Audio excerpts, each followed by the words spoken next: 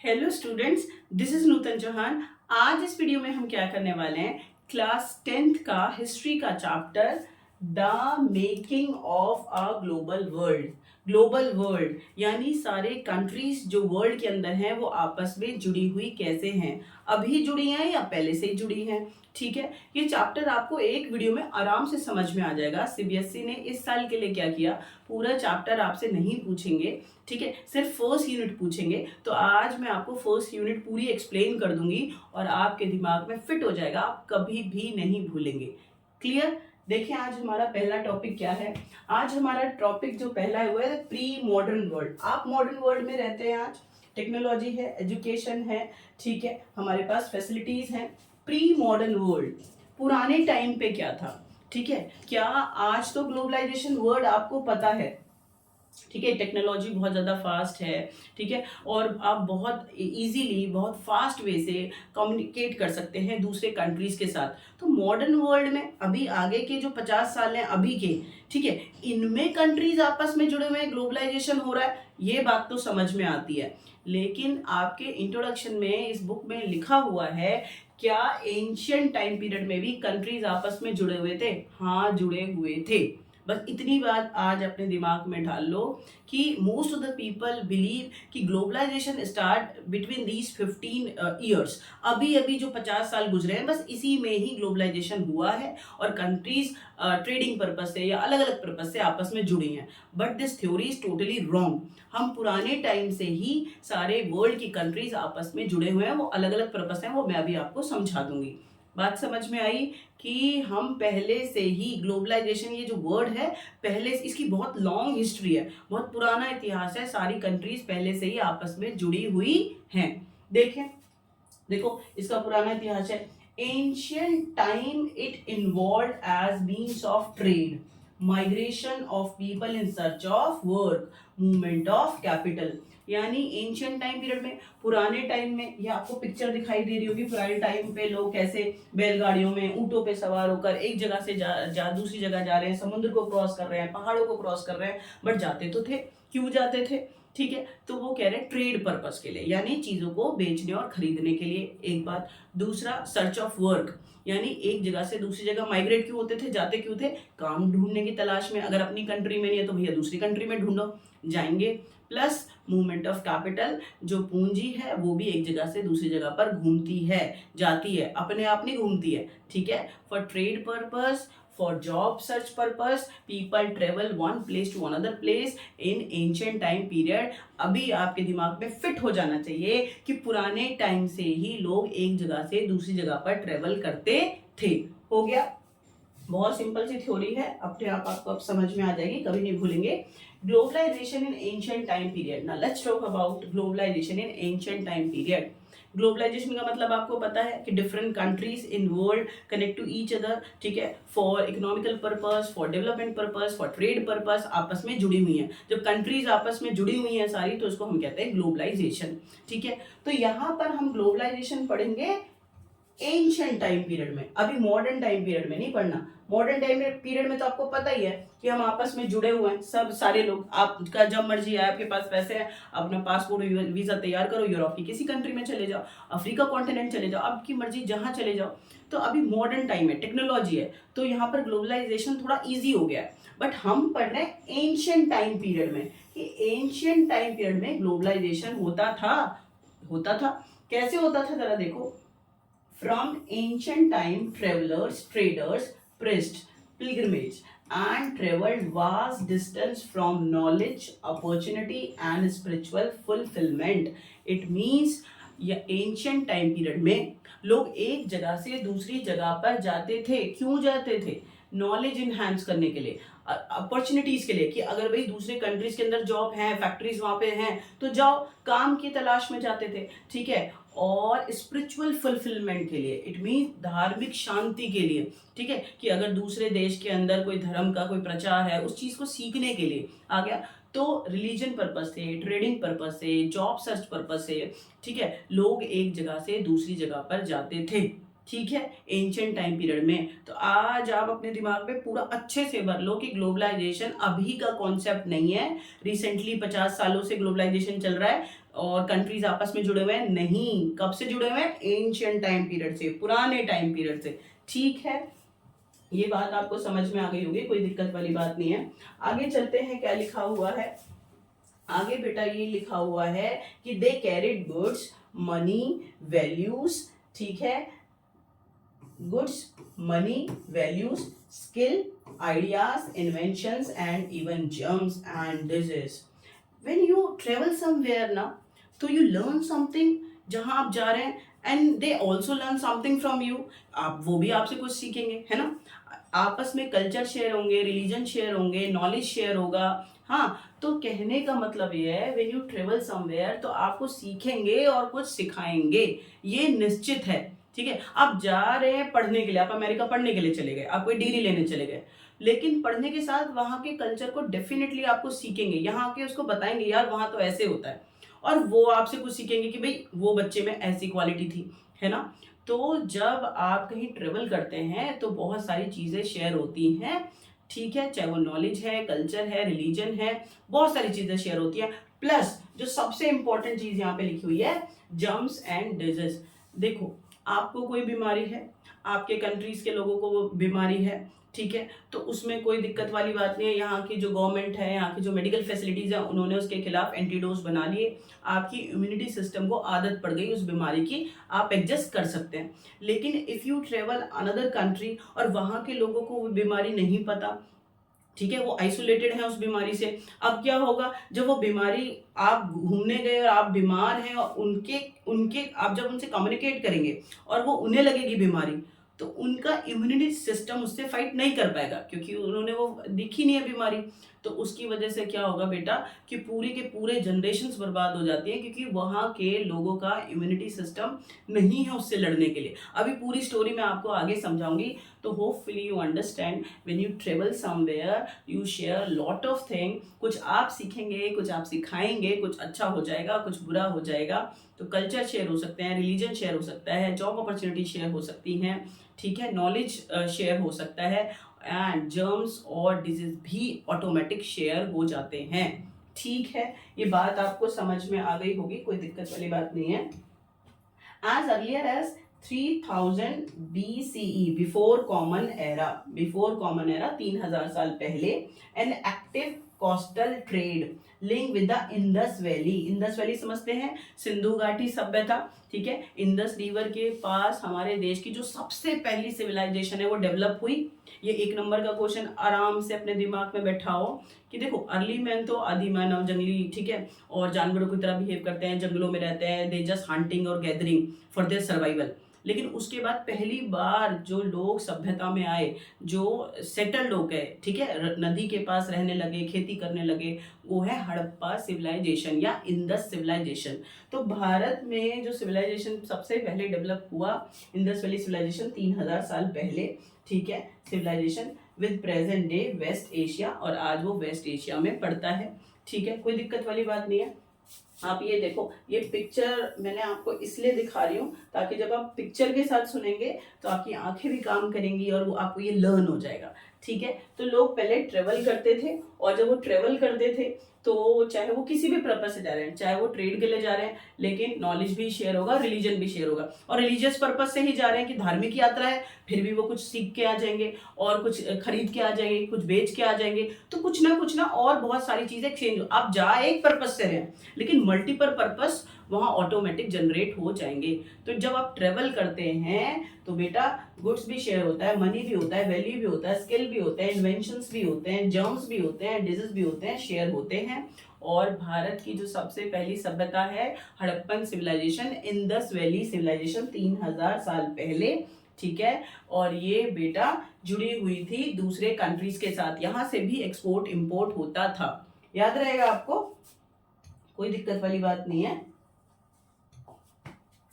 Globalization in ancient time period, for more than a millennia, कॉरीज, देखो आप इसको कॉरीज बोल दो और हिंदी में कौड़ी, ठीक है, जो समुद्र में सी सेल्स होती है ना, उनको हम क्या कहते हैं, कौड़ी, और बहुत हार्ड होती हैं ये। देखो कौड़ी कहते हैं। बहुत लाखों साल पहले से ही ये समुद्र में थी। क्यों यूज होती थी? आज तो आप इनको वैसे ना ज्वेलरी के रूप में आप इसको यूज कर लेते हैं, आप देखते हैं, और डेकोरेशन के लिए घर में इसको इस्तेमाल कर लेते हैं, है ना। और आप, लेकिन पहले जो छोटी छोटी कौड़ी होती थी, ये देखो आपको यहाँ पर पिक्चर में दिखाई दे जाएगा। तो व्हाट इज द पर्पस ना दीज कौड़ी used in ancient time period? For currency.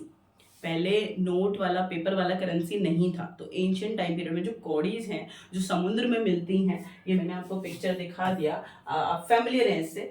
तो इसे हम एज अ करेंसी यूज करते थे एक्सपोर्ट इंपोर्ट करने के लिए। याद रहेगा आपको।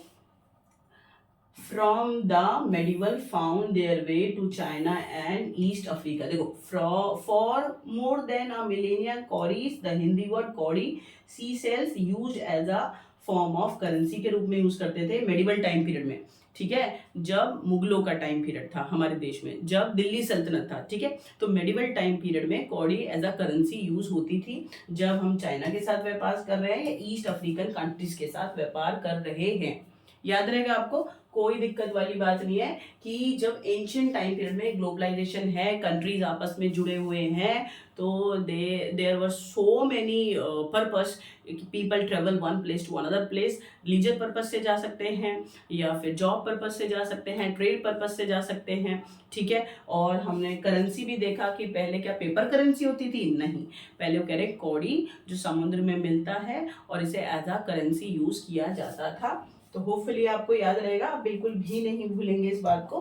आगे चलते हैं, globalization in ancient time period. इसी बात को मैं आपको पूरा अच्छे से डेप्थ में ले जा रही हूँ, वन बाय वन। जो पैराग्राफ में हम सीख क्या रहे हैं, चैप्टर का क्या नाम था? The making of global world, कि पूरा वर्ल्ड आपस में कैसे जुड़ा हुआ है, अभी जुड़ा है या पहले से जुड़ा है। तो हमें इतनी बात तो समझ में आ गई कि मैडम अभी नहीं, पहले से जुड़ा हुआ है। And we have so many purpose, ठीक है, कि हम एक दूसरे से कनेक्टेड हैं, चाहे वो रिलीजियस पर्पस के लिए घूम रहे हैं, या हम ऐसे ट्रेवलिंग पर्पस से घूम रहे हैं, या नॉलेज इनहेंस करने के लिए, कोई डिग्री के लिए हम दूसरे देश के अंदर जा रहे हैं, है ना, तो या ट्रेड के लिए जा रहे हैं। तो बहुत सारे पर्पस की तरफ की वजह से जो कंट्रीज हैं पहले से ही आपस में कनेक्टेड हैं। तो ग्लोबलाइजेशन कैसे कैसे एंशिएंट टाइम पीरियड में, पुराने टाइम पीरियड में कंट्रीज आपस में कैसे जुड़ी हुई हैं, हम सीख ये रहे हैं, ठीक है। अच्छा, एनसीईआरटी में ये पिक्चर दिया हुआ है, it is very very important. अब पिक्चर से रिलेटेड भी क्वेश्चन आते हैं, तो आपको ये याद होना चाहिए। सी क्या लिखा हुआ है यहाँ पर, आप देखो, आप एनसीईआरटी में देख लेना, फर्स्ट पेज पर ही ये पिक्चर है। और यहाँ पर ना आपको क्या दिखाया गया है, यहाँ पे ना शिप दिखाया, ये शिप है ये, ठीक है, जहाज है, यहाँ पर लोग हैं। तो इससे ये पता चल रहा है कि एंशिएंट टाइम पीरियड में लोग ट्रेवल करते थे बाय शिप, ठीक है, चाहे वो ट्रेड के लिए जा रहे हैं, चाहे वो रिलीजियस पर्पज से जा रहे हैं, किसी से भी जा रहे हैं, लेकिन वो शिप का इस्तेमाल करते थे, ठीक है। आपकी बुक में लिखा है image of the ship on a memorial stone, ठीक है। ये जो इमेज है ना, एक पत्थर पे बनी हुई है, हाँ, और ये गोवा के म्यूजियम में अभी रखा हुआ है, और आप चाहे तो आप देख सकते हैं। और 19वीं सेंचुरी के इस टाइम पीरियड को ये जो मेमोरी स्टोन है, ठीक है, गोवा के अंदर रखा हुआ है। और इससे हमें पता क्या चल रहा है कि भाई शिप है, तो या उस टाइम के लोग शिप का इस्तेमाल करते होंगे एक जगह से दूसरी जगह पर जाने के लिए। इतनी बात आपको समझ में आ गई। बेटा पेपर में ना पिक्चर दे देंगे, आपको मल्टीपल चॉइस दे देंगे, तो आपको पता तो हो कि कौन से चैप्टर से है, आपको ये तो पता हो कि उस पिक्चर में है क्या, तो आप फटाफट एकदम से टिक कर देंगे। और आपने देखी ही पहली बार है, आपने बुक उठा के ही नहीं देखा, तो फिर कैसे बात चलेगी। तो this is very very simple कि ये एक स्टोन पत्थर पे बना हुआ पिक्चर है, और गोवा के म्यूजियम में है 19वीं सेंचुरी में, 9वीं शताब्दी के अंदर, ठीक है, कैसे लोग शिप के थ्रू एक जगह से दूसरी जगह पे जाते थे, तो इस पिक्चर में वो दिखाया हुआ है। बात समझ में आ गई, कोई दिक्कत वाली बात नहीं है। आगे चलते हैं। Silk routes link the world. Silk route, देखो route by airways, by railways, by roadways, but आपने अभी कहीं सुना सिल्क रूट? लेकिन that time period so many silk route, specially China का सिल्क रूट। क्यों उसको सिल्क कह रहे हैं? क्योंकि चाइना का जो सिल्क था क्वालिटी का, वो अलग अलग जगहों पर एशिया में और वेस्ट में भेजा जाता था, ठीक है। तो जिस रास्ते से भेजा जाता था उसका नाम ही रख दिया सिल्क रूट। याद रहेगा आपको कि इस रूट का नाम, रास्ते का नाम सिल्क क्यों पड़ गया? देखो जरा क्या लिखा हुआ है, silk route also link pre modern world यानी एंशियंट टाइम पीरियड में, पुराने टाइम पीरियड में जो सिल्क रूट है उसने भी कंट्रीज को आपस में जोड़ा हुआ था। देखो, various silk route existed in vast region of Asia. Asia continent में, एशिया में बहुत सारी कंट्रीज हैं, तो यहाँ पर बहुत सारे सिल्क रूट थे, आपस में कंट्रियां जुड़ी हुई थी। ठीक है, इन रूट से सिर्फ, देखो सिल्क रूट इसलिए बोला कि सिल्क को भी भेजते थे, प्लस बहुत सारे चीज, ऐसा तो नहीं कि सिर्फ सिर्फ सिल्क ही जाएगा, फिर उस रूट पे कुछ नहीं जाएगा कि भाई भाई इस रूट से बस सिल्क जाएगा और कोई नहीं जाएगा, नहीं। फिर उससे लोग घूमने के पर्पज से भी जा सकते हैं, जॉब पर्पज से भी जा सकते हैं, किसी भी पर्पज से जा सकते हैं, बट हाँ, क्योंकि सिल्क भेजा जाता था तो नाम उनका पड़ गया सिल्क रूट। ठीक है, these linked Asia with Europe and northern America Africa. It means ये जो सिल्क रूट है एशिया के अलग अलग जगह पर, ठीक है, इसने किसको जोड़ दिया, यूरोप और अफ्रीका को भी हमसे जोड़ दिया, हम इन सिल्क रूट के थ्रू जा सकते थे। ठीक है, जितना मैं बोल रही हूँ ना कि जा सकते थे, दैट टाइम आसान नहीं था। बीच में आप जब चलेंगे ना, पहाड़ भी हैं, नदी भी हैं, और ऊपर से रॉबर्स भी हैं, रॉबरी हो जाती थी, तो उस टाइम पर एक जगह से दूसरे जगह पे जाना सच अ बिग टास्क, बट हाँ जाते थे।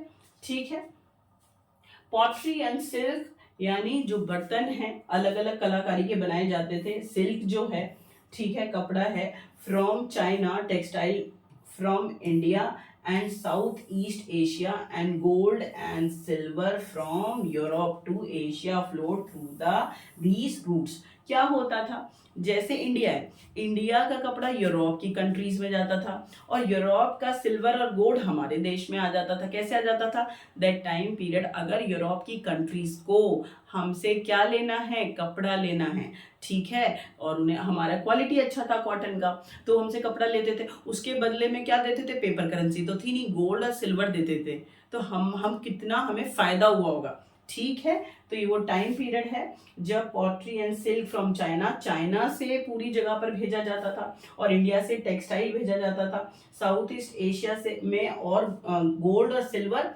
यूरोप से हमारे देश में आता था।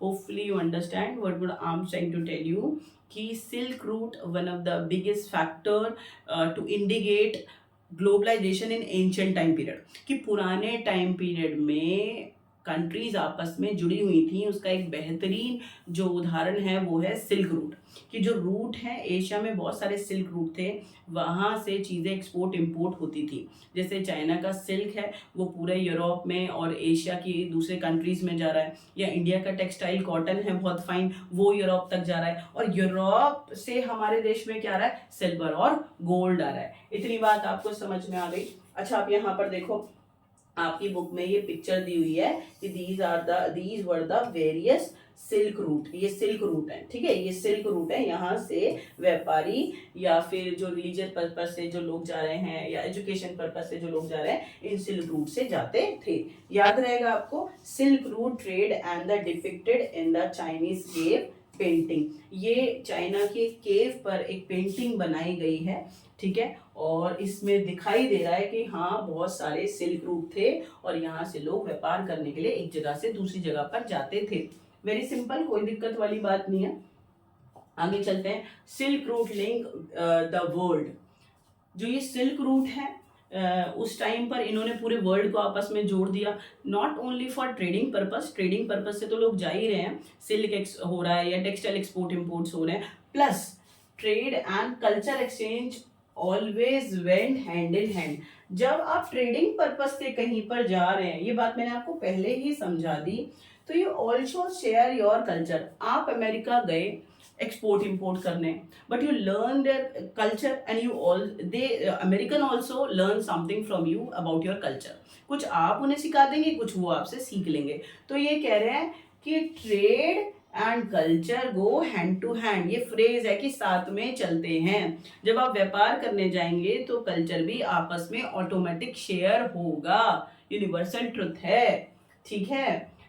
देखो, अर्लियर क्रिश्चियन मिशनरीज देखो एंशियंट टाइम पीरियड में जो यूरोप के क्रिश्चियन मिशनरीज हैं, यानी क्रिश्चियन धर्म का प्रचार करने वाले, ये लोग सिल्क रूट से एशिया में अलग अलग कंट्रीज में आए और अपने धर्म का प्रचार करा। उसके बाद मेडिवल टाइम पीरियड में इन्हीं सिल्क रूट से कौन आ रहा है? मुस्लिम प्रीचर्स, यानी मुसलमानों के धार्मिक गुरु, वो यहाँ से आए और अपने मुस्लिम धर्म का प्रचार करा। और इसी इसी जगह को, इन्हीं सिल्क रूट को किसने यूज करा? इंडिया में आपको पता है बौद्धिज्म डेवलप हुआ 6th सेंचुरी में, और बौद्धिज्म को भी पूरे वर्ल्ड में वो फैल गया इन्हीं सिल्क रूट से, अलग अलग कंट्रीज में, एशिया की अलग अलग कंट्रीज में फैला दिया गया।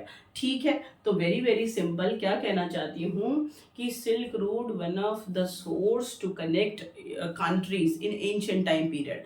ग्लोबलाइजेशन को सहारा देने का काम, कंट्रीज को आपस में जोड़ने का काम किसने किया? सिल्क रूट ने। तो सिल्क रूट यूज होता था ट्रेडिंग पर्पस से, लेकिन plus it is also share for culture purpose और एजुकेशन पर्पस। ठीक है, और अब जॉब के लिए लोग जा रहे हैं, तो बहुत सारी चीज़ों के लिए यूज होता था। और प्लस वो कह रहे हैं कि जैसे क्रिश्चियन मिशनरीज हैं, वो यहाँ से आए क्रिश्चियन धर्म का प्रचार करने के लिए, बाद में मुस्लिम यहाँ से आए, उससे यहाँ पे बौद्धिज्म का दिया हुआ है कि ऐसे ही रूट से बौद्धिज्म इंडिया से निकलकर अलग अलग कंट्रीज में फैल गया। ठीक है, तो रास्ते से ही जाएंगे ना, हवा में एकदम कूद के थोड़ी आप दूसरे कंट्रीज में चले जाओगे। ठीक है, तो ये बात आपको समझ में आई होगी। चाहे क्रिश्चियन रिलीजन है, चाहे बौद्धिज्म रिलीजन है, तो धर्म का प्रचार जो मिशनरीज करते हैं, मिशनरीज कौन? धर्म का प्रचार करने वाले, वो इन रूट से गए और अलग अलग कंट्रीज में अपने धर्म का प्रचार करा। तो आज के बाद आपको ये नहीं भूलना चाहिए कि इफ़ एनीवन आस्क यू कि क्या जब आप ट्रेवल करते हैं तो सिर्फ ट्रेड पर्पस से ही कंट्रियां आपस में कनेक्ट होती हैं और ग्लोबलाइजेशन बढ़ता है? जी नहीं, there is so many reason people travel one place to another. वो रिलीजन पर्पस हो सकता है, वो कल्चर पर्पस हो सकता है, वो नॉलेज हो सकता है, वो जॉब पर्पस हो सकता है, ठीक है, वो ट्रेड पर्पस हो सकता है। तो बहुत सारे पर्पस की वजह से लोग एक जगह से दूसरी जगह पर जाते हैं। ठीक है, तो सिल्क रूट आपको समझ में आया होगा, कोई दिक्कत वाली बात नहीं है। ठीक है, आगे चलते हैं। Food travel, spaghetti and potato. ठीक है, और आप पिक्चर देखेंगे तो एक्साइटेड हो जाएंगे, आपको थोड़ी सी भूख भी लग जाएगी और खा लेना, कोई दिक्कत वाली बात नहीं है, लेकिन ज़्यादा डाइट में नहीं रखना चाहिए फास्ट फूड को। It is not good for your health, that is up to you कि आप कितना खा रहे हैं, क्या खा रहे हैं। ठीक है, फिलहाल आप सोचो, मैंने आपको बोला कि ट्रेवलिंग पर्पज से जाया जा सकता है, ट्रेड पर्पज से जाया जा सकता है, ठीक है, और रिलीजियस पर्पज से जाया जा सकता है। सोचो, आपने कभी सोचा फूड ऑल्सो ट्रेवल, फूड भी एक जगह से दूसरी जगह पे आया। आप जो ये चाउमीन बर्गर खा रहे हैं, आपकी कंट्री की देन है क्या? जी नहीं। आपके घर में पटैटो है, उससे इतनी सारी चीजें बनती हैं, क्या वो पटैटो सबसे पहले हमारे देश में उगा? जी नहीं। तो जब लोग ट्रेवलिंग करा ट्रेड पर्पज से in ancient time period to today, they also, ठीक है, share their agriculture, their crops, also share food, कि भाई उनके देश में ये खाया जाता है, उन्होंने यहाँ पे शेयर करा, हमें अच्छा लगा, हमने भी उसको ग्रो करना शुरू कर दिया, हमने भी उसको खाना शुरू कर दिया। आया या नहीं आया? बिल्कुल आ जाना चाहिए कि during ancient time period to today food also travel one place to another, खाना भी एक जगह से दूसरी जगह पर घूमता है। ठीक है, कोई दिक्कत वाली बात नहीं है। और अगर आप ये पिक्चर देख लेंगे तो आपको भूख भी लगेगी और आप भूलेंगे भी नहीं कि खाना भी दौड़ सकता है एक जगह से दूसरी जगह पर। It is believed that the noodles travel west from China to become spaghetti. It means जो नूडल्स हैं वो चाइना से वेस्ट की तरफ, यूरोप की तरफ गए एज अ स्पेगेटी। देखो चीज़ें अदल बदल हो जाता है कि वो किसी है नूडल ही, लेकिन वो दूसरे फॉर्म में उसको खा रहे हैं। बात समझ में आ गई? लेकिन कहाँ से सीखा? चाइना से। तो ये माना जाता है कि जो नूडल है वो ओरिजिनेट कहाँ पर मेन हुआ, सबसे पहले कौन खाता था? चाइना। और चाइना से ये ट्रेवल करके कहाँ चला गया? वेस्ट में, वेस्ट की कंट्रीज में। और एज अ स्पेगेटी, ये वर्ड आप याद करेंगे, ठीक है, नूडल्स का ही फॉर्म है, उसको खाया जाता था। ठीक है, इसी तरीके से अरब ट्रेडर टुक पास्ता, ठीक है, to 5th century Sicily an island now in Italy.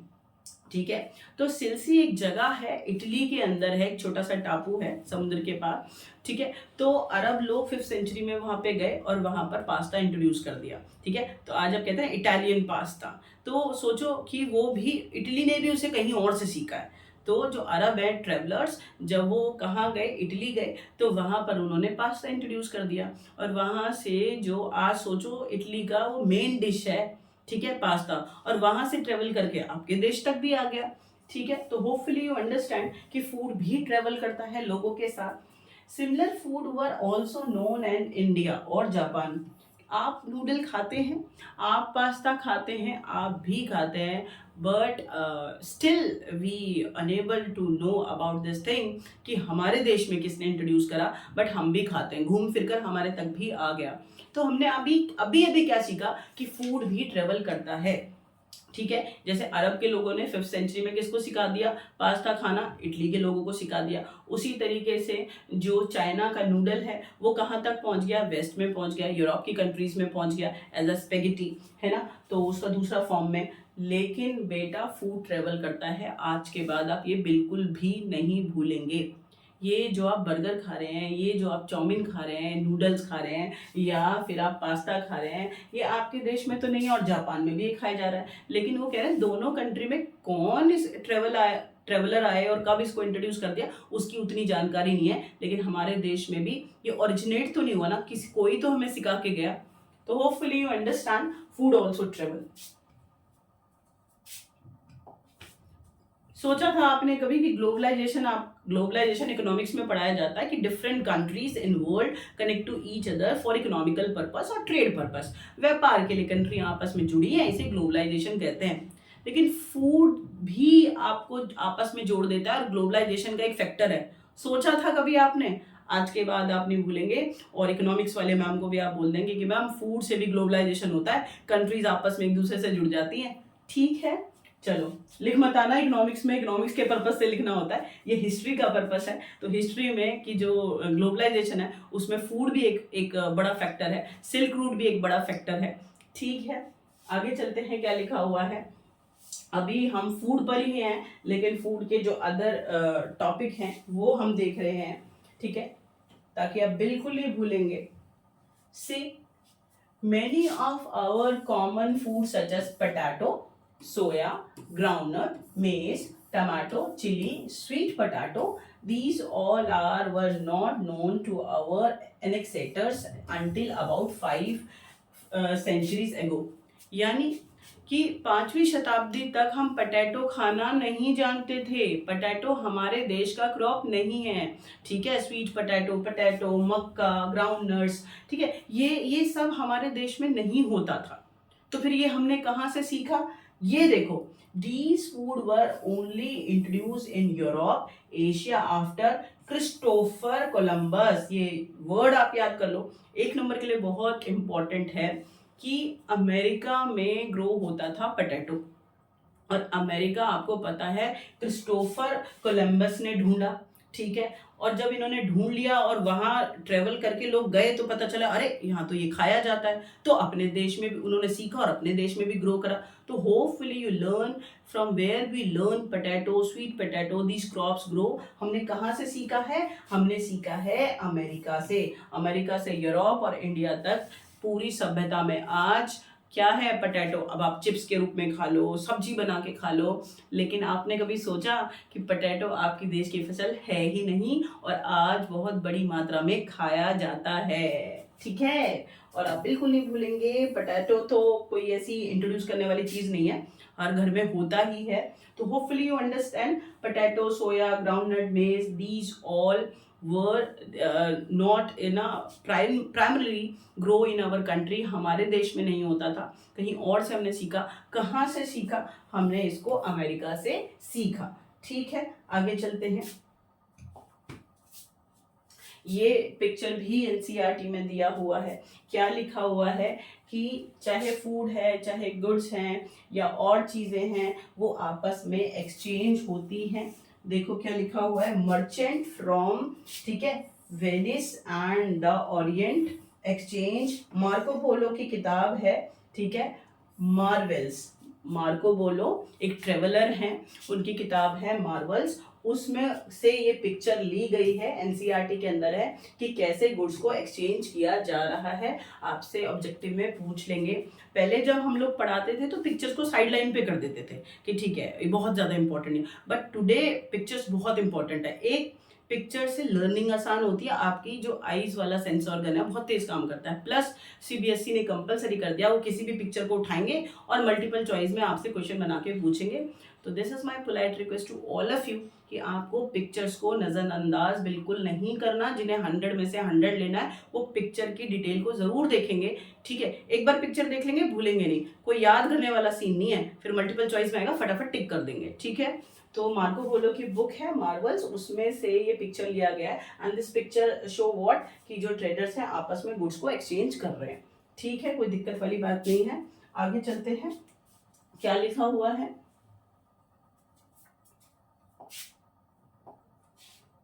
America, मैंने आपको ये बताया कि जो क्रिस्टोफर कोलंबस हैं उन्होंने अमेरिका को ढूंढा, ठीक है, ढूंढ तो लिया। आपको पता है अमेरिका में जब इसे ढूंढा गया तो it is very useful country for European people. Europe में चाहे वो स्पेनिश थे, चाहे पोर्चुगीज थे, या बाद में ब्रिटिश थे, सब ने क्या करा, सब अमेरिका की तरफ दौड़ने लगे। सब लालची सी आंखों से वहाँ दौड़ने लगे। क्यों?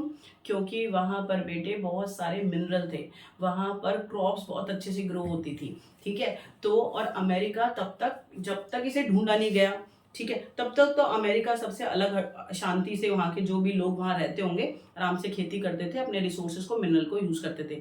बट जब इसको ग्रैंड कोलंबस जो हैं, ठीक है, क्रिस्टोफर कोलंबस, उन्होंने इसको ढूंढ लिया तो जितने भी यूरोप की कंट्रीज हैं वो क्या हो गए, अमेरिका की तरफ माइग्रेट होने लगे, भागने लगे कि भाई यहाँ से जो चीज़ें आप लूट सकते हो लूटो, ठीक है। और इसको अपने अलग अलग जो अमेरिका की जगह है वहाँ पर अपनी अपनी कॉलोनी बना लिया। क्यों? यहाँ पर मिनरल बहुत ज़्यादा थे, यहाँ की जो लैंड थी मिट्टी बहुत अच्छी थी खेती के लिए, ठीक है, प्लांटेशन के काम के लिए, शुगर को ग्रो करने के लिए या अदर प्लांटेशन वर्क के लिए।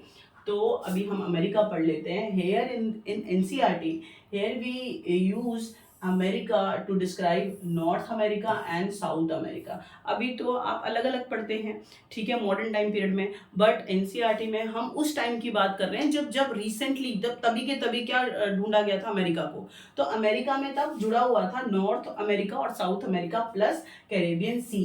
ये सारा जो पार्ट है नॉर्थ अमेरिका, साउथ अमेरिका और कैरेबियन सी, इस तीनों को जोड़कर, ठीक है, एक साथ कहते थे अमेरिका दैट टाइम पीरियड। अभी तो अलग अलग है। हाँ, in fact many of our common food came from America, originally inhabited the American Indians, ठीक है, कि कुछ इंडियन वहाँ पे जाके रहे, ठीक है, ब्रिटिश टाइम पीरियड में कॉलोनी, जो ब्रिटिशर्स हैं उन्होंने अमेरिका की कुछ जगह कॉलोनी बनाया हुआ था, हमारे यहाँ पर भी उन्होंने कॉलोनी बनाई हुई थी, ठीक है, हमारे लोग ने भी कुछ पर्पस से वहाँ ट्रेवल करा तो अमेरिकन इंडियन हो गए।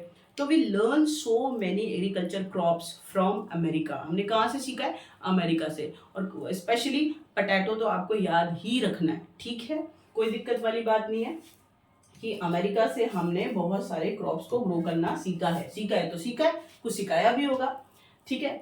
European poor began to eat potato. आपको पता है कि जब अमेरिका को खोजा गया और ये जो पटैटो है इसको ग्रो करना लोगों ने सीखा, तो it is change the life of people and it's part of people life.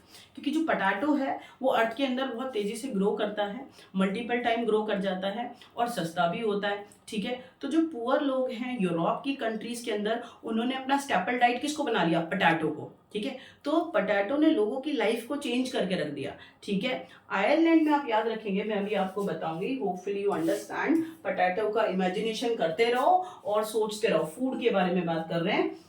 Europe poor begin to eat better life longer with the introduction of the humble potato। यानी जब यूरोप के लोगों ने पटाटो को ग्रो करना सीख लिया तो जो पुअर पीपल हैं वो अपनी लाइफ को कैसे बेटर तरीके से जी पा रहे थे? पटाटो को खा के, ठीक है। उनके लिए तो पटाटो भगवान हो गया कि ये सबसे मेन क्रॉप है। जैसे इंडिया के अंदर आप कुछ भी खा लो, जो गरीबों का स्टेपल डाइट वो क्या है? व्हीट और राइस ना, चावल और गेहूं। उसी तरह का यूरोप में एंशिएंट टाइम पीरियड में जो उनका स्टेपल डाइट में क्या ऐड हो गया था? वो ऐड हो गया था पटाटो। याद रहेगा आपको। तो Ireland poorest peasants become so dependent on potato that when disease destroy the potato crops in mid 1840, the hundreds of thousands die in the starvation. Starvation होता है भूख से मरना। वो कह रहे हैं आयरलैंड में जो गरीब लोग थे ना, वो पूरा खाने के लिए ना पटाटो पे डिपेंड करते थे कि पटाटो को ग्रो करा और खा लिया। ठीक है, अदर चीजें भी खाते होंगे, ज्यादातर वो पटाटो पे डिपेंड करते थे। हुआ क्या, मिड 1840 सेंचुरी में क्या हुआ कि पटाटो की फसल किसी बीमारी की वजह से फसल को भी, क्रॉप्स को भी बीमारी लग जाती है, कीड़े लग जाते हैं, तो फसल हो गई खराब। तो पीपल डाई विद हंगर, ठीक है, स्टारवेशन, भूख की वजह से बहुत बड़ी मात्रा में हजारों लोग आयरलैंड में मर गए। बात समझ में आपको आ गई यहाँ तक कि potato it's not originate in Europe in India, but till आज यूरोप में भी और इंडिया में भी ये खाया जाता है, स्टेपल डाइट है लोगों की। और आपको ये याद रखना चाहिए कि ये हमने अमेरिका से सीखा।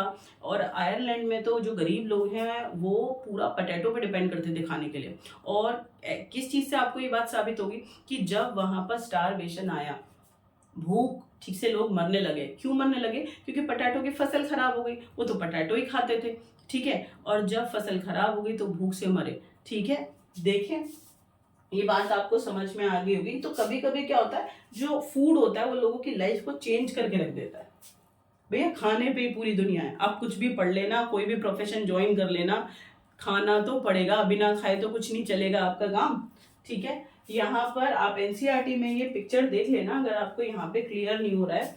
यहाँ पर ना ग्राउंड पे एक लेडी है, बच्चे हैं, वो क्या कर रहे हैं बेटा, वो कोशिश कर रहे हैं कि स्टारवेशन के टाइम पर जब भूख फैल गया था, ठीक है, और जो पटाटो की फसल खराब हो गई थी, तो जो बचे कुछ पटाटो हैं जमीन के अंदर, वो ढूंढ रहे हैं, खोद रहे हैं कि किसी तरीके से उन्हें थोड़े से पटाटो मिल जाए। और वो कह रहे हैं 1849 में जब आयरलैंड में पटाटो की फसल खराब हुई तो बेटा लगभग, देखो यहाँ पर लिखा हुआ है कि 1 lakh people around die because of starvation, भूख से लोग मर गए। कैन यू इमेजिन, पटाटो कितना इंपॉर्टेंट उनके लिए रहा होगा, और जब वो फसल खराब हुई तो उन्हें भूख की वजह से मरना पड़ा।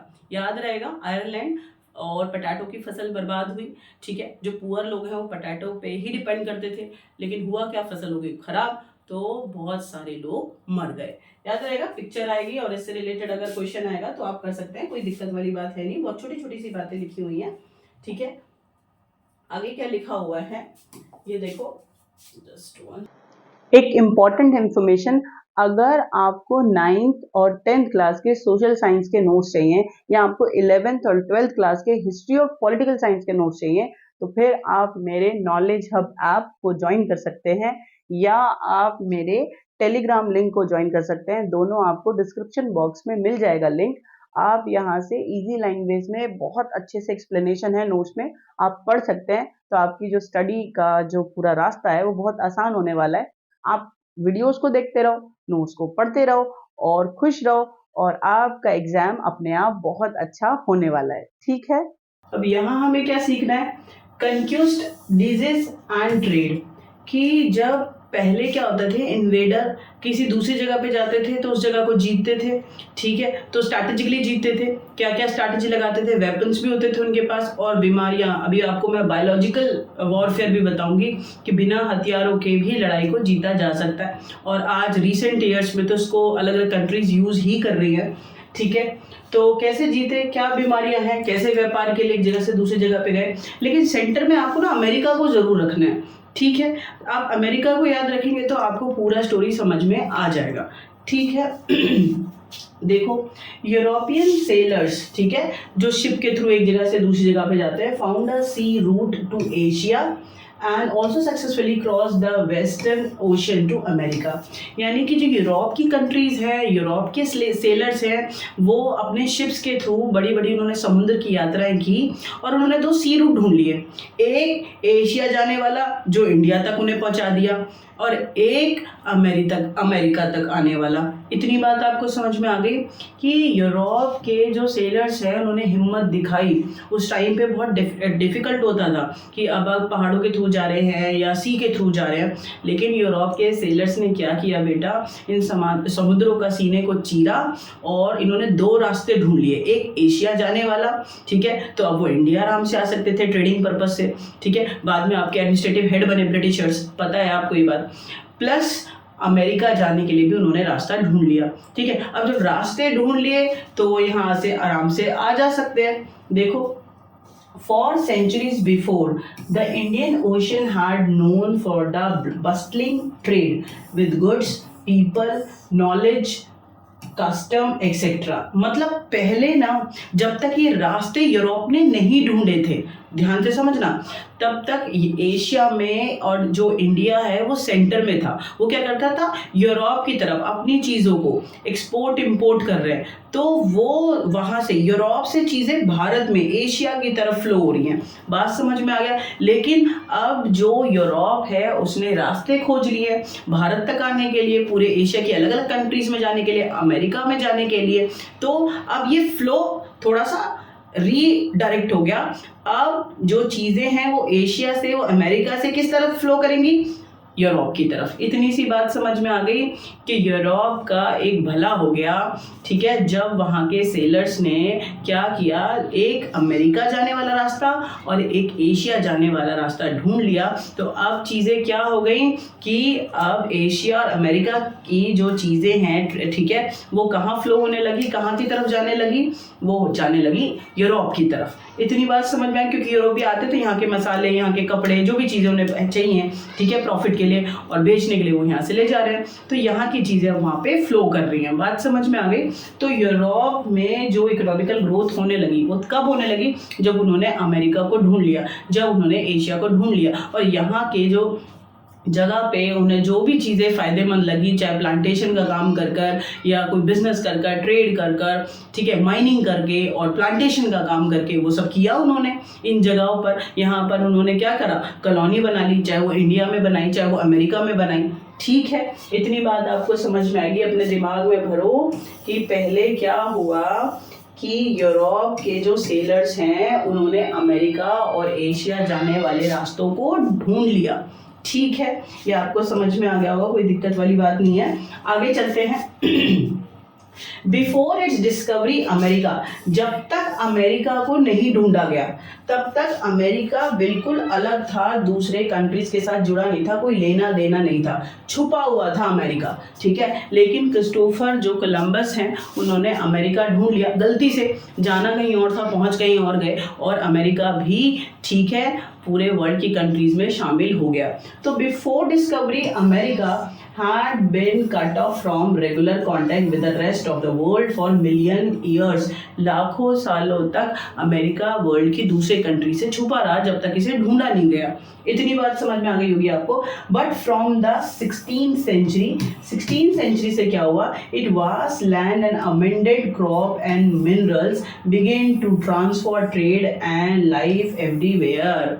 देखो, जब तक अमेरिका छुपा हुआ था तो छुपा हुआ था, पूरे वर्ल्ड से उसका कोई लेना देना नहीं था। लेकिन जब अमेरिका को ढूंढ लिया गया तो वहाँ का जो वास्ट लैंड है, बहुत बड़ी ज़मीन, वहाँ पे जो मिनरल्स थे, वहाँ के जो एग्रीकल्चर था, वो सारा लोग, जो यूरोप के लोग थे ना, उनकी आंखों में लालच भर गया। अरे यार, इस जगह को तो बहुत यूज़ किया जा सकता है, ठीक है। तो अमेरिका को एज अ कॉलोनी उन्होंने इस्तेमाल किया, यहाँ के लोगों को, ठीक है, इन्वेड कर कर, हरा कर यहाँ कॉलोनी बनाया और यहाँ प्लांटेशन का काम करा, ठीक है, यहाँ माइनिंग करी, यहाँ के मिनरल्स को निकाला, और यूरोप की कंट्री फाइनेंशियली बहुत स्ट्रांग हो गए अमेरिका की वजह से। इतनी बात आपके दिमाग में भर गई। बहुत सिंपल सी बात है कि जब तक अमेरिका को नहीं ढूंढा गया तो नहीं ढूंढा गया, छुपा हुआ था लाखों सालों तक, लेकिन जब इसको ढूंढ लिया, ठीक है, तो यहाँ की इतनी बड़ी ज़मीन को, इसके एग्रीकल्चर को बहुत यूज़ किया गया, यहाँ माइनिंग की गई, यहाँ के मिनरल को इस्तेमाल किया यूरोप की कंट्रीज़ ने, ठीक है। ये आपको अच्छे से समझ में आ गया होगा। आगे चलते हैं। Precious metal particularly silver from mine located in present day Peru और मेक्सिको, ठीक है, पेरू और मेक्सिको, ये दोनों जगह आपको याद रखनी है क्या हुआ यहाँ पर, माइनिंग करी यूरोपियंस ने पेरू में और मेक्सिको में, इन दोनों जगह पर, और बहुत ज़्यादा सिल्वर और गोल्ड को निकाला। अब देखो दोनों कितने कीमती हैं। और यूरोपियन जो कंट्रीज़ हैं उन्होंने जब माइनिंग करी पेरू में और मेक्सिको में, तो यहाँ से उन्हें बहुत सारा गोल्ड और सिल्वर मिल गया। और इसका उन्होंने क्या यूज़ करा, एशिया में जो व्यापार करने जाते थे ना, इंडिया से करने जा रहे हैं या एशिया की किसी और कंट्री में वो व्यापार कर रहे हैं, तो इस गोल्ड और सिल्वर का वो इस्तेमाल करते थे। सिंपल सी बात है। अब यूरोपियंस का दिमाग देखो शुरू से कि दूसरों को ही नुकसान पहुंचाना और अपने आप को फायदे में रखना है। ठीक है, तो आपको याद रखना है, 1 नंबर के लिए इंपॉर्टेंट है कि पेरू और Mexico, these were the places, ठीक है, where European started mining and they got what, gold and silver, and European countries financially strong and these gold and silver they use for the trading purpose in Asia. Asia में जो व्यापार करते थे, चीज़ें खरीदते थे, तो एज अ करेंसी वो क्या दे देते थे, गोल्ड और सिल्वर। और हमारे यहाँ पर भी गोल्ड और सिल्वर आ रहा था, हम भी खुश। ठीक है, निकल कहाँ से रहा है, पेरू और मेक्सिको से। समझ में आ गया आपको।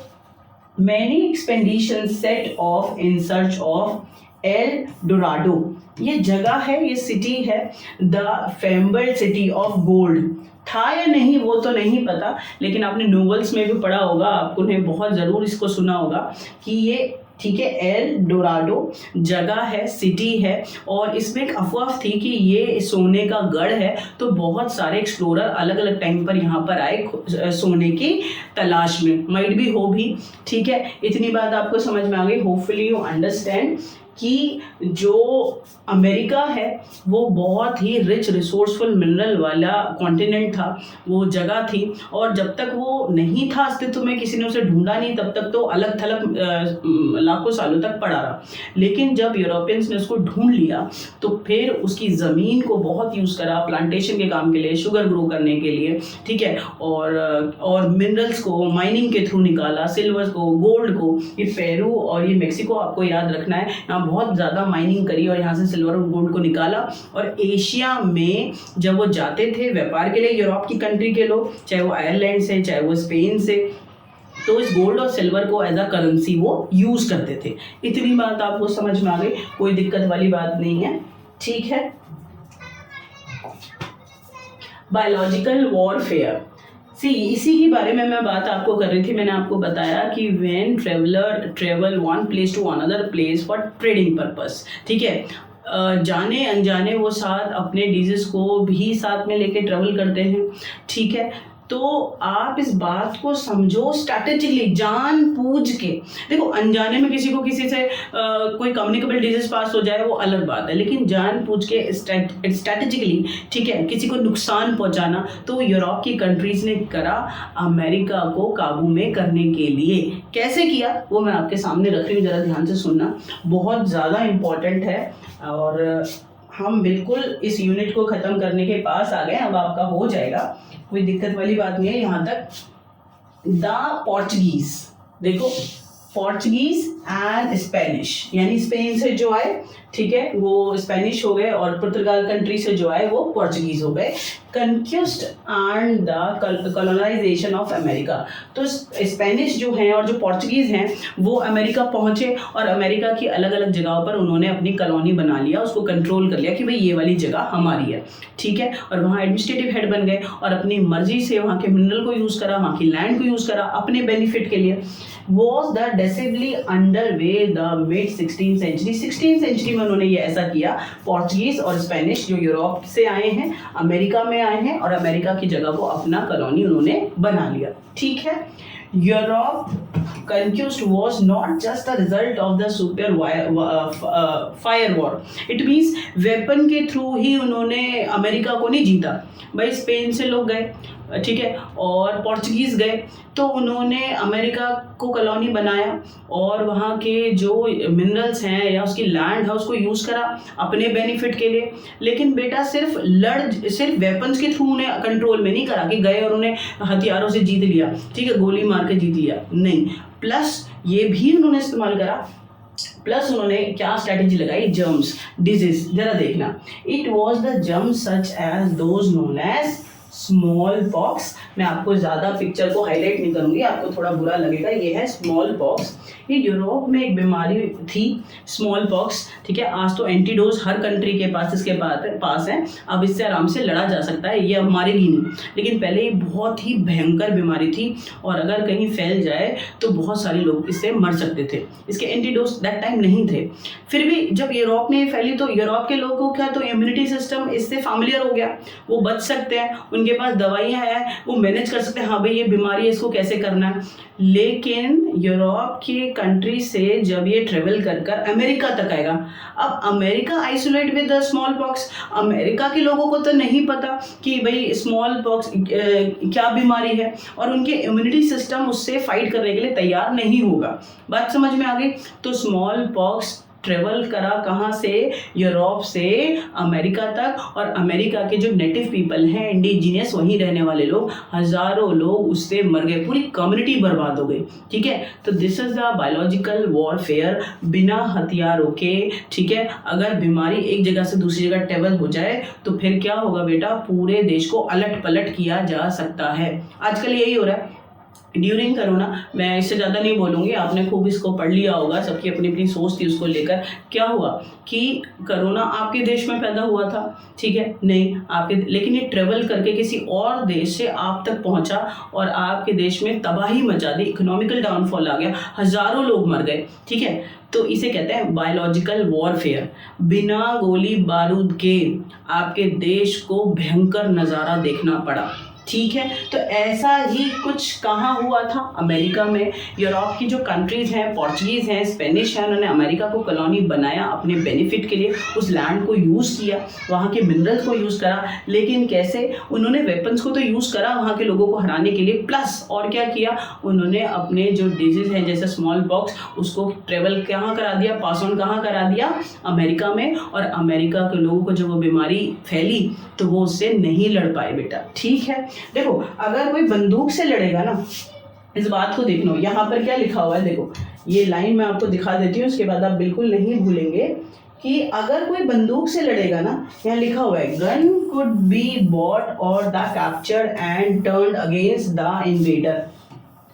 भाई मैं किसी पे गोली चलाऊं तो ऐसा हो सकता है कि वो उस गन को एकदम से पकड़कर मेरे ऊपर ही गोली चला दे।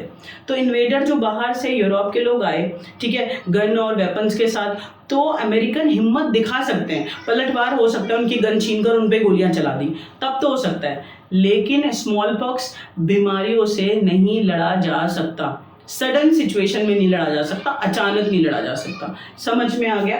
तो गन्स को तो इन्वेडर पे इस्तेमाल किया जा सकता है, उनसे छीनकर उन्हीं के ऊपर गोलियां चलवा दी, लेकिन but not disease such as a smallpox which the conqueror were mostly immune, ठीक है भैया। यूरोप के लोगों का जो बॉडी था, दे वर फैमिलियर विद स्मॉल पॉक्स, उनको पता था कि ये जो बीमारी है इसको कैसे, इससे ठीक होना है अगर हमें हो जाए तो, ठीक है। लेकिन जब ये पास ऑन हुई यूरोप के लोगों से अमेरिका में, अमेरिका के लोग इससे फाइट नहीं कर पाए। अब अमेरिका के लोग एकदम से अपने शरीर से निकाल के उन्हें थोड़ी दे देते, मान लो ऐसा हो भी जाता। लेकिन यूरोप के लोग फैमिलियर हैं, उनकी जो इम्यूनिटी सिस्टम है वो स्ट्रॉन्ग है, ठीक है, वो उस बीमारी को जानते हैं, ठीक है। लेकिन अमेरिका के लोगों को वो बीमारी कभी नहीं हुई थी, तो जैसे ही उनको लगी ना तो उनका इम्यूनिटी सिस्टम फाइट नहीं कर पाया और पूरी कम्युनिटी में लाखों लोग मर गए। समझ में आ गया आपको इतनी बार? इसे बायोलॉजिकल वॉरफेयर कहते हैं। एक तरीका है कि बिना हथियारों को भी किसी को कब्जे में ले सकते हैं और हरा सकते हैं।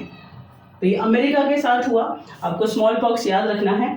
Migration to America in the 18th and 19th century, ठीक है। अमेरिका में देखो होप है, अचानक से मिला था, बहुत ज़मीन थी, मिनरल थे, प्लांटेशन का काम हो सकता था, क्रॉप्स ग्रो हो सकती थी, है ना। तो जो यूरोप की कंट्री के लोग हैं ना, वो भाग भाग के कहाँ आ रहे हैं, अमेरिका में आ रहे हैं। कब आ रहे हैं? 18 और 19 सेंचुरी में आ रहे हैं। ऐसे क्या क्या रीज़न हो गए कि यूरोप में से लोग भाग भाग कर आ गए, माइग्रेट होने लगे बहुत बड़ी मात्रा में 18 और 19 सेंचुरी में अमेरिका में। प्लीज़ दिमाग में फिट करेंगे कि क्यों यूरोप के लोग अमेरिका की तरफ माइग्रेट होने लगे 18 और 19 सेंचुरी में। क्यों? क्योंकि 19 सेंचुरी में यूरोप के सारे कंट्रीज़ में क्या था, गरीबी थी, हंगर, भूख था। This was common situation in European country कि लोग भूख से परेशान थे, ठीक है, और जो फूड प्रोडक्शन था वो डाउन था, पॉपुलेशन बहुत बढ़ रही थी, भीड़ भाड़ वाली जगहों पे रहते थे, सिटी बहुत ज़्यादा ओवर क्राउडेड थी, बीमारियां, डेडली जो डिजीज हैं, मारने वाली बीमारियां, भयंकर बीमारियां फैली हुई थी। तो 19वीं सेंचुरी में ना यूरोप में पॉपुलेशन बढ़ गया था और बीमारियां बढ़ रही थी, फैल रही थी, गरीबी बहुत ज़्यादा थी, होप नहीं थी। तो लोगों को जब पता चला भाई अमेरिका है, वहाँ पर कम जनसंख्या है और वहाँ पर इतनी अच्छी लैंड है, वहाँ पे क्रॉप्स ग्रो हो सकते हैं, वहाँ प्लांटेशन का काम हो सकता है, मिनरल मिल सकते हैं, तो लोग कहाँ यूरोप से अमेरिका में माइग्रेट होने लगे, शिफ्ट होने लगे। ये रीज़न आपको समझ आ गया। प्लस रिलीजियस कन्फ्लिक्ट्स वर कॉमन। जो यूरोप में ना जो अलग अलग रिलीजन के लोग हैं, दिस इज वेरी कॉमन, उनमें लड़ाइयाँ होती रहती थी, झगड़े होते रहते थे, ठीक है। And religious dissenters were the persecuted, यानी जो लोग एक धर्म के लोग दूसरे धर्म के लोगों को डिसेंटर नहीं मानते थे उनके रिलीजन को, तो उन पर अत्याचार होता था, ठीक है, परसिक्यूटेड, उनको टॉर्चर किया जाता था। लेकिन उससे बचने के लिए those exploited by other religious community, वो क्या करने लगे, जो लोग धर्म के इस अत्याचार से बचना चाहते थे यूरोप में, वो भागने लगे अमेरिका की तरफ। तो रिलीजन कन्फ्लिक्ट से बचने के लिए लोग अमेरिका की तरफ भागे, ठीक है। और ये जो गरीबी है, इस हालात से बचने के लिए लोग कहाँ भागे, अमेरिका की तरफ। तो आपको समझ में आया कि 18 और 19 सेंचुरी में यूरोप के लोग कहाँ जाने लगे, कहाँ शिफ्ट होने लगे, अमेरिका में। जहां भाई होप होगी वहीं तो भागेंगे। Thousands Therefore fled Europe from America, हजारों लोग, ठीक है, कहाँ शिफ्ट हो गए, यूरोप से अमेरिका की तरफ। Here by the 18th century, plantation work by slaves captured in Africa were growing cotton and sugar for European market. भाग भाग के तो आ गए, यहाँ क्या करेंगे, अफ्रीका के लोगों को पकड़ा। अफ्रीका अलग कॉन्टिनेंट है भैया, यूरोप, अफ्रीका और अमेरिका तीनों का ट्रायंगल है, आपस में जुड़े हुए हैं, ठीक है। तो यूरोपियन लोग सबसे ज़्यादा पावरफुल हो रहे हैं इस टाइम पर। उन्होंने क्या करा, उनको सिर्फ प्रॉफिट से मतलब है, दूसरे लोगों को, ठीक है, क्या करना है, हराना है, अलग अलग जगह कॉलोनी बनाना है, वहाँ से चीज़ों को जो रिसोर्सेज है उनको यूज़ करना है और अपना फ़ायदा बनाना है। तो जो यूरोप के लोगों, उन्होंने क्या करा, यूरोप के लोगों ने अफ्रीका से लोगों को पकड़ा, एज अ स्लेव उनको गुलाम बनाया, और अमेरिका में जब प्लांटेशन का काम करा यूरोप के लोगों ने, तो इन स्लेव्स को यूज़ किया। बात समझ आ गई।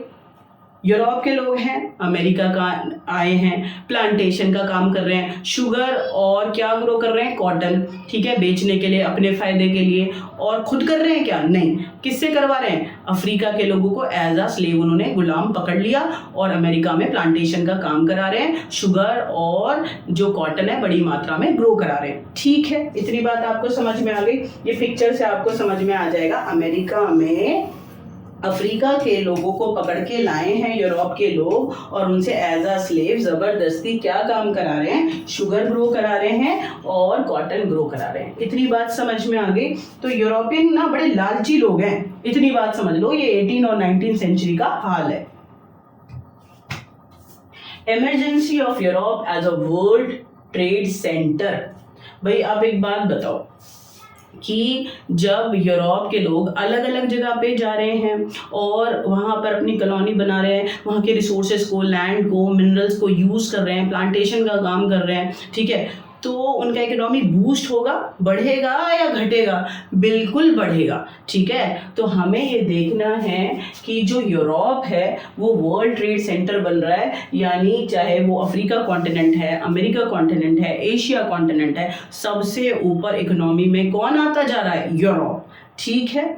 देखें ध्यान से, इस बात को आप समझेंगे।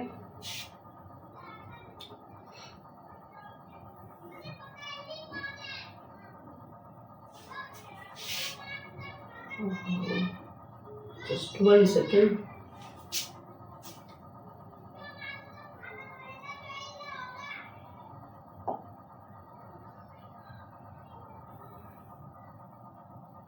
हाँ जी, until well into the 18th century, China and India were among the world richest country. आज ये बात सीख के जाओ, 18वीं शताब्दी तक एशिया की दो कंट्री, एक चाइना और एक इंडिया, दोनों रिचेस्ट कंट्री थी पूरे वर्ल्ड में। क्यों?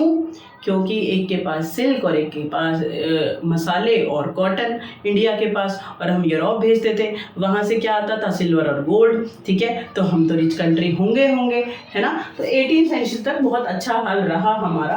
वो तो और बात है कि अंग्रेजों ने आके बर्बाद किया। ठीक है, however from the 15th century China said to have a restricted overseas contact and retreated into isolation. China reduced role. भैया जब एक कंट्री ये कह देगी कि मैं ना अपने देश में प्रोडक्शन करूंगा, आई मतलब make a proper distance with other countries. बेटा अगर आप दूसरे कंट्रीज के साथ एक्सपोर्ट इंपोर्ट नहीं करेंगे, ठीक है, तो इससे क्या होगा, आपकी इकोनॉमी घटी या बढ़ी, बिल्कुल घटेगी। ठीक है, अकेले कोई नहीं चल सकता, इतनी बात याद कर लो। तो 15th सेंचुरी में चाइना ने एक पॉलिसी बनाई कि चाइना, ठीक है, was isolated with overseas countries, दूसरे कंट्रीज से अलग हो गया। तो चाइना का जो मार्केट में रोल है इकोनॉमी में वो घटने लगा। इतनी बात समझ में आ गई। बट यही वो टाइम है जब अमेरिका की लैंड, अमेरिका को खोज लिया गया, और अमेरिका के अंदर क्या हुआ, अमेरिका की लैंड में होप मिला यूरोप के लोगों को, है ना। तो अमेरिका में इकोनॉमी बढ़ने लगी। बात समझ में आ गई। ठीक है, तो इतना आप याद रखना कि पहले अगर हम देखें ओवरऑल तो चाइना और इंडिया ये रिचेस्ट कंट्री हैं, इनका मार्केट में दबदबा है। लेकिन 15th सेंचुरी में क्या हुआ, 15th सेंचुरी से जो चाइना है वो तो अलग आइसोलेट हो गया कि मुझे दूसरे कंट्रीज के साथ, ओवरसीज समुद्र के पार जो दूसरी कंट्रीज हैं उनके साथ लेना देना नहीं है, तो उसका रोल मार्केट में घटने लगा। लेकिन यही टाइम पर जो अमेरिका है, ठीक है, वो पावरफुल सेंटर बनने लगा वेस्ट में, और Europe now emerge as a centre of world trade. और आखिरकार पूरे वर्ल्ड में जो सबसे बड़ा ट्रेडिंग सेंटर बना वो यूरोप में बना। भाई क्यों बना, क्योंकि यूरोपियन कंट्रीज ने ही एशिया को खोजा रास्ता, और यूरोपियन कंट्रीज ने ही अमेरिका का रास्ता खोजा, और यहाँ पर एज अ इन्वेडर आए, यहाँ के लोगों को हराया।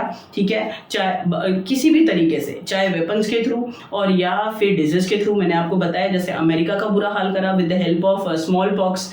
ठीक है, उसके बाद क्या हुआ बेटा कि यहाँ पे प्लांटेशन का काम करवाया ज़बरदस्ती गुलामों से, है ना, और यहाँ से माइनिंग करवाई मिनरल्स की, और अपने देश ले गए। तो यूरोप तो रिच होता जाएगा ना, स्ट्रॉन्ग होता जाएगा ना। तो ये वो टाइम है जब यूरोप पूरे वर्ल्ड में ट्रेड के लिए सेंटर बन गया। व्यापार सबसे ज़्यादा स्ट्रॉन्ग कहाँ हो गया, यूरोप में और यूरोप की कंट्रीज में। आज आपको मेरी बात बिल्कुल अच्छे से समझ में आ गई होगी कि मतलब इस वीडियो में हम सीख क्या रहे। हम इस वीडियो में कोशिश कर रहे थे जानने की, शुरू में जो क्वेश्चन उठाया था, the making of global world, कि पूरा जो वर्ल्ड है वो आपस में ग्लोबलाइजेशन जुड़ा कैसे हुआ है, अभी जुड़ा या बाद में। भैया पहले से जुड़ा हुआ है, ट्रेड पर्पज से भी, रिलीजियस पर्पज से भी, जॉब पर्पज से भी, अपॉर्चुनिटीज से भी, नॉलेज से भी। फूड मैंने बता दिया कि फूड भी ट्रेवल करता था, रेलगाड़ी में बैठ के नहीं। जब किसी के साथ आता था तो पता चल जाता, अच्छा वो लोग पास्ता खाते हैं, लो हम भी पास्ता खा लेंगे, वो नूडल्स खाते हैं, लो हम भी बना लेंगे, वो पोटैटो ग्रो करते हैं, हम भी ग्रो कर लेंगे। तो फूड भी ट्रेवल करता था। सिल्क रूट मैंने आपको बताया कि इस रूट के थ्रू बहुत सारे सिल्क रूट थे एशिया कॉन्टिनेंट के अंदर, तो इनके थ्रू जब व्यापार होता था तो प्लस में कल्चर भी शेयर होता था, है ना। जैसे बौद्धिज्म अलग अलग कंट्रीज में फैल गया, जैसे जो क्रिश्चियन मिशनरीज है वो इस सिल्क रूट से आए और अपने धर्म का प्रचार करा, या जो मुस्लिम्स हैं मिशनरीज उन्होंने अपने धर्म का प्रचार करा। तो व्यापार के साथ कल्चर भी शेयर हुआ, वो मैंने आपको कराया। ठीक है, फिर मैंने अमेरिका को सेंटर में ले लिया कि अमेरिका जब तक नहीं खोजा गया वो अलग था, लेकिन जब खोज लिया यूरोप ने तो उसको पूरा अच्छे से एक्सप्लॉइट करा। अफ्रीका से लोगों को पकड़ा एज अ गुलाम, एज अ स्लेव, और प्लांटेशन का काम करा अमेरिका में। किसने, यूरोप की कंट्रीज ने, और यूरोप को बहुत फायदा हुआ। तभी तो यूरोप क्या हो गया, सेंटर में आ गया। बाकी कंट्री जुड़ी हुई है यूरोप से, लेकिन पूरे वर्ल्ड ट्रेड सेंटर में सबसे ऊपर कौन आ गया, यूरोपियन कंट्रीज। यानी सबसे ज्यादा इकोनॉमिकल बूस्ट कहाँ हो रहा है, सबसे ज्यादा इकोनॉमिकली स्ट्रॉन्ग कौन बन रहा है, यूरोप। याद रहेगा आपको, कोई दिक्कत वाली बात नहीं है। और ये क्वेश्चन आपको कभी नहीं भूलना कि अभी के 50 सालों में ग्लोबलाइजेशन, ये वर्ड रिसेंट नया नया लॉन्च नहीं हुआ, पहले से ही सारी कंट्रीज आपस में जुड़ी हुई हैं। ठीक है, ये फर्स्ट यूनिट का लास्ट पिक्चर है और ये स्लेव मार्केट है। यहाँ पर स्लेव्स को क्या किया जाता था, स्लेव्स को सूट वूट पहनाकर और अच्छे से सुंदर सा बनाकर यहाँ पर भेजा जाता था। क्यों भेजा जाता था? ताकि जो स्लेव को खरीदने के लिए आएंगे तो वो उनको अच्छे से जब उनका इंस्पेक्शन करेंगे तो उन्हें खरीद सकें। ठीक है, तो आप ये देखो कि यहाँ पर आपको 7 स्लेव्स जेंट्स दिखाई देंगे, आपको 4 जो वुमेन स्लेव्स हैं वो दिखाई देंगी, आपको बच्चे यहाँ पर 2 खड़े हुए दिखाई देंगे और ये लैंड ओनर है जो इन्हें खरीदने के लिए आया है। तो ये स्लेव ट्रेडिंग का पिक्चर है, मल्टीपल चॉइस में आ गया तो भैया पहचानो, ये मत कह देना ये पार्टी का पिक्चर है, यूरोप में पार्टी चल रही है ना। ये स्लेव ट्रेड मार्केट है, स्लेव्स को बेचा और खरीदा यहाँ पर जाता है। तो hopefully you understand this chapter is very very easy. छोटी सी चीज़ है कि क्या पूरे वर्ल्ड में ग्लोबलाइजेशन जो कंट्रीज आपस में जुड़ी हुई हैं वो अभी जुड़ी हैं या पहले से जुड़ी हुई हैं, इतनी सी बात है। और एक ही यूनिट पेपर में आने वाली है और ये हमारा अच्छे से ख़त्म हो गया। आप पढ़ते रहो और खुश रहो और नेक्स्ट वीडियो में हम नेक्स्ट चैप्टर करेंगे, तब तक के लिए पढ़ते रहो।